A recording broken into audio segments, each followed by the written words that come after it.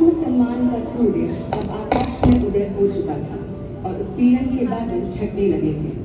दलितों के लिए वह सूर्य थे डॉक्टर B.R. अम्बेडकर। आइए अब हम डॉक्टर B.R. अम्बेडकर की जीवन की एक महत्वपूर्ण घटना पर आते हैं।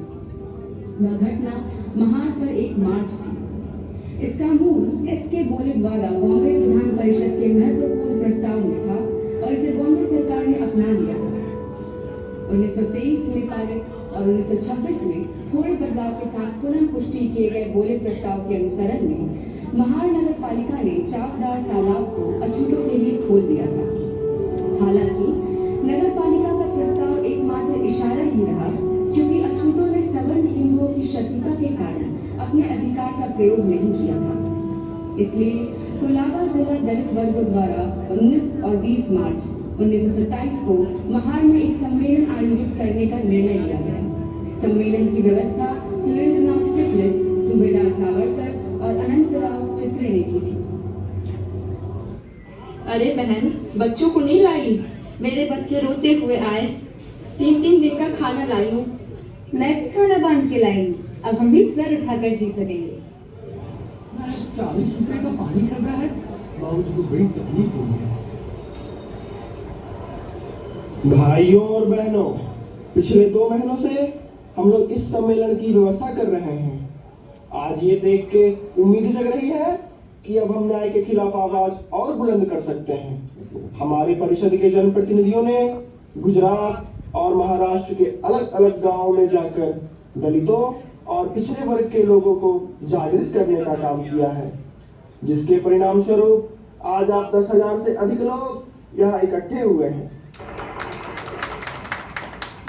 भाइयों और बहनों, मुझे आप लोगों को देखकर जितनी खुशी हो रही है उतना ही दुख। खुशी इस असामान्य जन भागीदारी की और दुख कि हमें एक ऐसे मुद्दे के लिए लड़ना पड़ रहा है जो मानवीय मूल अधिकार है। आज मैं देख रहा हूं दूर दूर से 15 वर्ष के लड़कों से लेकर 70 वर्ष के बूढ़े लोग अपने कंधे पर रोटी के टुकड़े लटकाए सैकड़ों मीलों से ज्यादा की दूरी तय करके यहाँ पहुंच रहे हैं, जो कि बहुत ही सराहनीय है। हमारे बीच इस सभा को संबोधित करने के लिए बाबा साहब भीमराव अम्बेडकर आए हैं, जो खुद बॉम्बे विधान परिषद के मनोनीत सदस्य हैं। बाबा साहब ने ही जन आंदोलन की शुरुआत कोकण से करने की सलाह दी थी, क्योंकि ये बॉम्बे लेजिस्लेटिव काउंसिल के बोले प्रस्ताव के अंतर्गत आती है, जो अछूतों को सार्वजनिक जलाशय से पानी पीने की इजाजत देता है।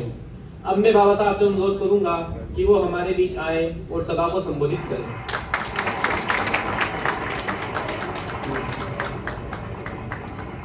भाइयों और बहनों, मुझे इस परिषद का अध्यक्ष बनाकर आपने जो सम्मान दिया है, मैं उसका आभारी हूं। यह जगह मेरी यादों में बसी है। मैंने अपना पहला अक्षर दापोली में ही पढ़ा। वैसे भी जहां अपना बचपन बीता हो, उस जगह से आकर्षण और लगाव तो हो ही जाता है। यदि जाति हिंदुओं ने टैंक का उपयोग करने के दलित वर्गों के अधिकारों को स्वीकार कर लिया होता, तो यह सत्याग्रह आवश्यक नहीं होता। दुर्भाग्य से इस स्थान पर जाति हिंदू अपने रवैये में अड़ियल है और सार्वजनिक टैंक का उपयोग करने के लिए इनकार करते हैं। 14 तालाब जो मुसलमानों और अन्य गैर हिंदू सहित सभी जातियों के लिए खुला है, लेकिन जहां अछूत हिंदू जो हिंदू देवी देवताओं की पूजा करते हैं, सदियों से उसी हिंदू धर्म से जुड़े हुए हैं, उन्हें प्यास से गला सूखने के बावजूद पानी की एक बूंद भी पीने की अनुमति नहीं है। स्थिति की विडंबना यह है कि हमारे भेड़ बकरियों को जाने की अनुमति है, पर हम जो उन मवेशियों के मालिक हैं, जो अन्य लोगों की तरह ही अच्छे इंसान हैं, टैंक में जाने से हमें मना किया जाता है। हम सदियों से नाइंसाफी बर्दाश्त करते आए हैं।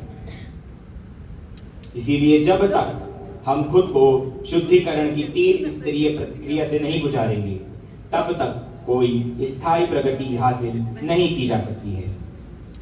हमें अपने व्यवहार के सामान्य लहजे में सुधार करना चाहिए, अपने आचरण को फिर से सही करना चाहिए और अपने विचारों को फिर से जीवंत करना चाहिए।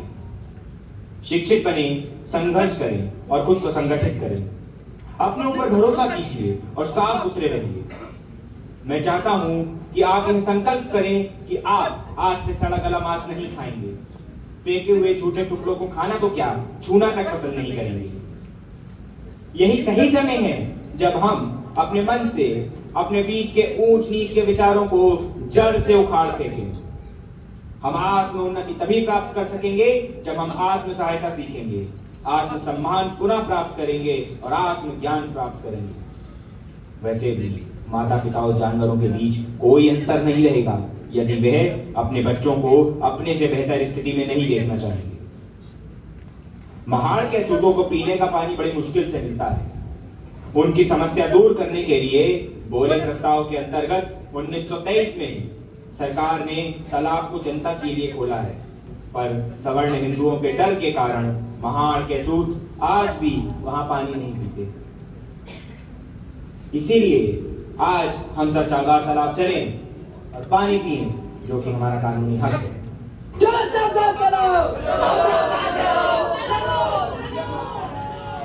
तदनुसार प्रतिनिधियों ने टैंक से पानी लेने के अपने अधिकार का दावा करने के लिए एक समूह में 4 बार टैंक की ओर शांतिपूर्ण मार्च करना शुरू कर दिया। और अब वह महत्वपूर्ण घटना घटित हो रही थी जो अपने परिमाण में महान और अपने परिणामों में भीम।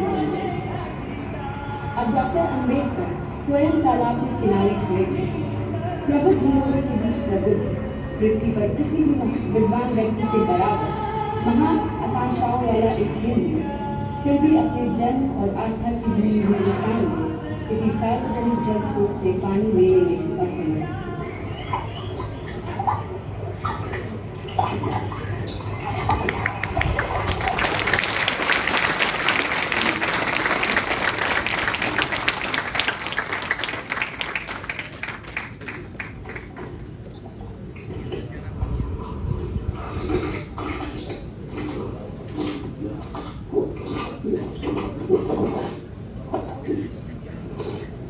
डॉक्टर भीमराव अम्बेडकर की, डॉक्टर भीमराव अम्बेडकर की, डॉक्टर भीमराव अम्बेडकर की, डॉक्टर भीमराव अम्बेडकर की, डॉक्टर भीमराव अम्बेडकर की, डॉक्टर भीमराव अम्बेडकर की।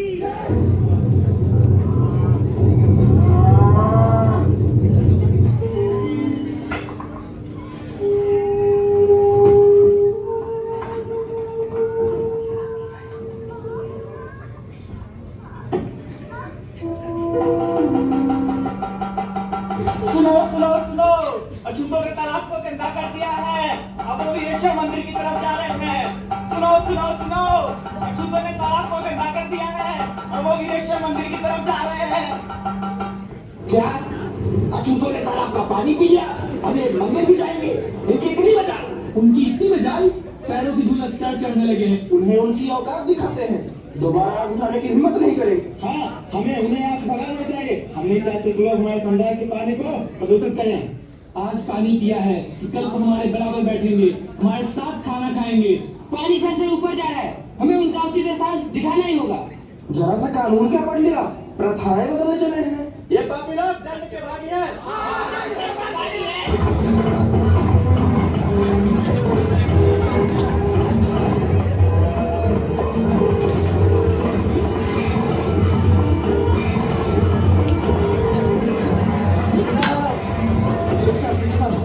दंगा हो गया। क्या कहा? हाँ, दंगा। उनके हाथों में लाठियां है और वो हमारे लोगों को बहुत बेरहमी से पीट रहे हैं। डर मची हुई है, कुछ समझ नहीं आ रहा। आप चल के रोकिए उन्हें। अरे ये क्या किया है इन लोगों ने? उठाओ, इसकी सहायता करो। हे राम, कितनी बेरहमी से मारा है। इन्होंने तो औरतों और बच्चों को भी नहीं छोड़ा। कितना अमानवीय, क्रूर और कायरतापूर्ण कार्य किया है। यह अत्याचारियों के अहंकार की नीचता को उजागर करता है। हाँ बिल्कुल, आज तो उन्होंने हद ही पार कर दी है। यह इंसानियत ही भूल गए हैं। जाति धर्म के नाम पर अंधे हो गए हैं क्या? आप हमें बस आज्ञा दीजिए, हम इनसे कम है क्या? हम भी इनसे बदला लेंगे। ये हमें कमजोर समझते हैं, हम इनका जवाब पत्थर से देंगे। शांत हो जाइए, शांत हो जाइए आप सभी। मैं विनती करता हूँ आपसे। हम यहाँ अभी तक कानून का पालन करते हुए पहुंचे और मैं और कोई खून खराबा नहीं चाहता। तथा कथित सवर्ण हिंदू पंचम द्वारा सार्वजनिक तालाब का उपयोग करने का कड़ा विरोध करते हैं। इसीलिए नहीं कि उन्हें सचमुच विश्वास है कि यदि महार और अन्य लोग तालाब का प्रयोग करते हैं तो पानी खराब हो जाएगा या वाष्पित हो जाएगा, बल्कि इसीलिए कि उन्हें अपनी जाति की श्रेष्ठता खोने और महार के बीच समानता स्थापित होने का डर है। हम इस सत्याग्रह का सहारा इसीलिए नहीं ले रहे हैं कि हमें विश्वास है कि इस विशेष तालाब के पानी में कोई असाधारण गुण है, बल्कि नागरिक और मनुष्य के रूप में हम अपने प्राकृतिक अधिकारों को स्थापित करने के लिए यह कर रहे हैं। हम अपने आंदोलन को यथासंभव शांतिपूर्ण तरीके से ही चलाएंगे। हालांकि अहिंसक रहने का हमारा संकल्प काफी हद तक हमारे विरोधियों के रवैये पर निर्भर करता है, परंतु हमारा आंदोलन फिर भी ताकत और एकजुटता के लिए खड़ा है, समानता, स्वतंत्रता और बंधुत्व के लिए। हम अंधकार युग में रचे गए शास्त्रों और स्मृतियों से नियंत्रित और बंधे रहने से इनकार करते हैं और अपने दावों को न्याय और मानवता पर आधारित करते हैं।